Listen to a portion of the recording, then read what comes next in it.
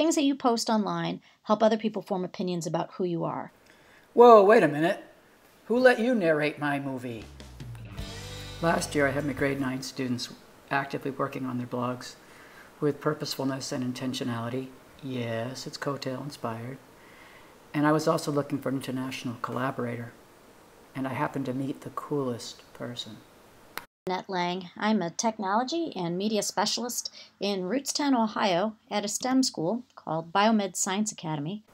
Meanwhile, my students are cranking along on the 6 parts of their newly christened MYP blog unit.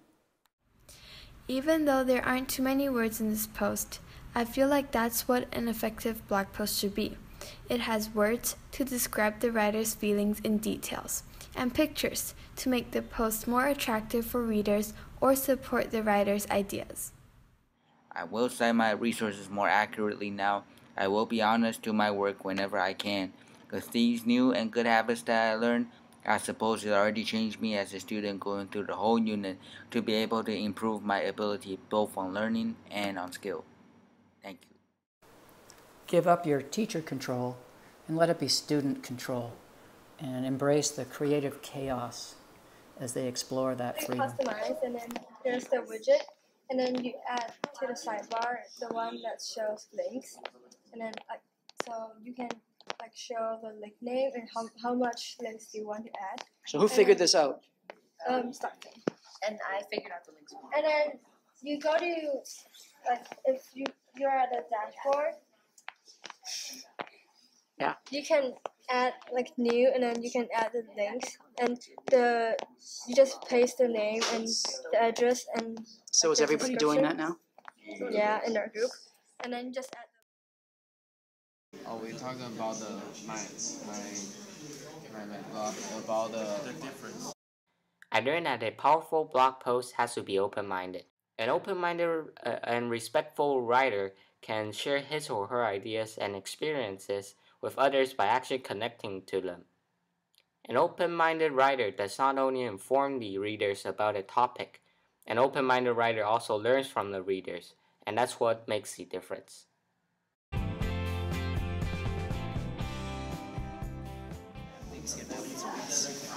Have you figured out a good way to work together yet?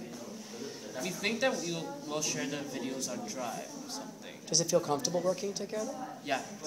There is always room for improvement and more possibilities. If you can't think of how to improve, ask for feedback. Revising teaches you how to challenge something that you wrote, and you will have the skill to determine whether it's good or bad. Make your readers laugh, cry, and remember your story. This unit changed me as both writer and person. If you see my post before, I didn't have any pictures and video unless I was being instructed by teachers. But this unit taught me the importance of the pictures. It also changed my idea about working together. I saw that working with partner wasn't that bad as I thought. Students work with partners on 4 of the topics within the blog unit. I shuffle and draw cards with their names on them, and they keep a record of that on a shared Google Sheet so we can make sure that everybody works with a different partner each time. And that was a perfect platform for when Annette launched the Flipboard project, and now my students are collaborating with hers, and the idea of partner work and the rewards and challenges that come with it were very clear. That I was looking for a global partner. And Victor, who's a technology coordinator, innovation expert for the KS school in Taiwan, put me in connection with one of his teachers, T.W. Williamson. And T.W. and I started talking back and forth on Twitter, coming up with lots of different ideas and brainstorming. And T.W.'s a language arts teacher, so we started talking about, well, your students... I'm looking at her clipboard. Yeah?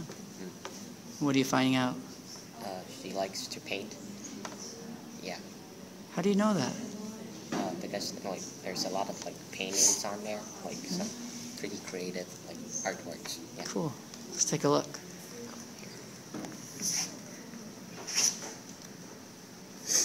And using Flipboard as a way to curate articles of interest and learn about your classmates. This is this one. I don't know how to say. I don't either. Okay, so can you go back? So what do you think about this?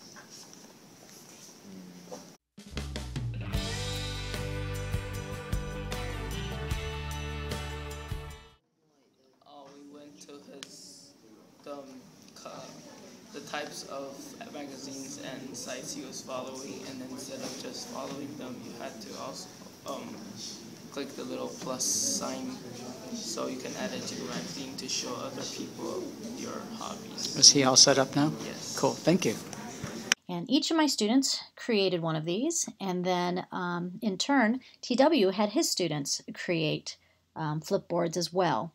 And then just using a Google sheet, Google Turn-In form, our students were able to submit links to their files, to their individual magazines, and our students were able to read each other's magazines so they could start to get to know their global or sister class, is like we like to refer to them as.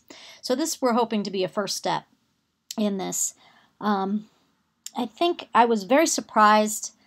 I'm not sure why I was surprised by this, but it was a really excellent opportunity for my students to see how the links that you post can create an opinion. Let's take a look at Annette's students' flipboards. She teaches at a STEM high school in Ohio in the U.S. And if you account for the focus of her high school, a lot of the flipboard content that her students have added to the magazines makes sense. And I teach at an American curriculum high school in Taiwan that focuses heavily on the arts. But once you get past that, what you see are flipboards from all these great kids in grade 9 who want to demonstrate and portray who they are by the content that they've added to their flipboards. And then we paired the students up using a Google Sheet, and they read each other's flipboards. Her students read mine, and mine read hers. And then they write to their blogs, and they write a reflective post, and we've guided them somewhat with some questions, but really how they choose to interpret who their partner is by the content of their flipboard, and then reflect on that in their writing, really is what we're going for. This is a real first-hand activity for them. I've never met them. They don't know anything about them. The only thing they have is this little About Me magazine.